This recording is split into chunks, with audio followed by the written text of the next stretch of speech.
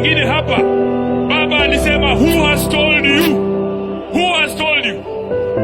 Baada ya seneta wa Nairobi Bwana Edwin Sifuna kupata umaarufu, kumeanza kuwa na majibizano kati yake na gavana wa Kisii Simba Arati.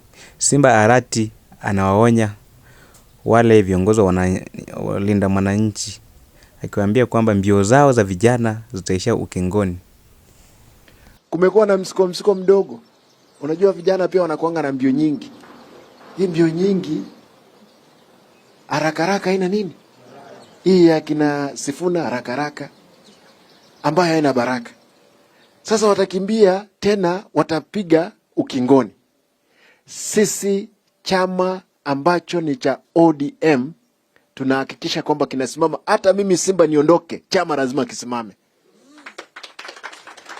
Hata mtu mwingine aondoke, chama lazima ifanye nini? Mimi mmenipea moyo sana. Ndio nilikuwa nauliza hapa ID, you mean Baringo iko namna hii eti mpaka tuko na mtu ambaye elected MCA huko? I want to promise, mimi kama deputy party leader, mzee yawezekana yeye afanye mikutano, sisi tutafanya kazi ya kupigana. Unajua mimi ni mwenye vita, sijui kama mnajua. Wawili hao walikuwa marafiki sana wakati Raila alipokuwa hai. Sifuna na Simba Arati walikuwa marafiki wa chanda na pete, na kila wakati walikuwa pamoja kuipinga serikali ya Daktari William Ruto. Lakini leo wawili wao wamejipata katika pande mbili za kisiasa na wameanza kurushiana cheche za maneno.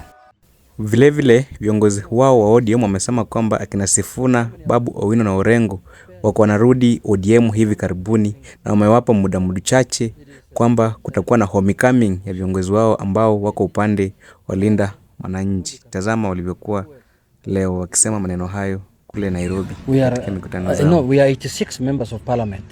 How many have left us? Barely 7. I can count them with my fingers. 7 of them. It is Senator Sifuna, Osotsi, Kibagendi, Barongo, Omondi Karudi. Who else has left ODM? And Onyonka. Yeah. Who else has left ODM? Yeah. Who else? Yeah. And Orengo, who thought that he can become president after Raila, but I'm for sure he's coming back home. I can tell you.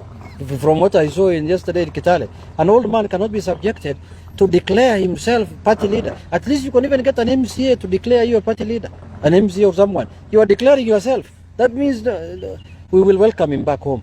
We will welcome him back soon. There will be very soon homecoming party for Orengo to come back to ODM. He also extended to Embakasi East MP.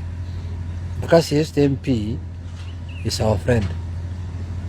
Embakasi MP thought that by going that side, the Mlima people will vote for him. Now it is dawning on him that it is not possible. You watch our lips and watch our steps. All these people will come back to ODM, and they will all run on ODM. They are more safe. Yeah, they are more safe in ODM. Unless you have reached the kiwango of being now a presidential candidate. And for those who have reached that level, we wish them well. We are praying for them. Right.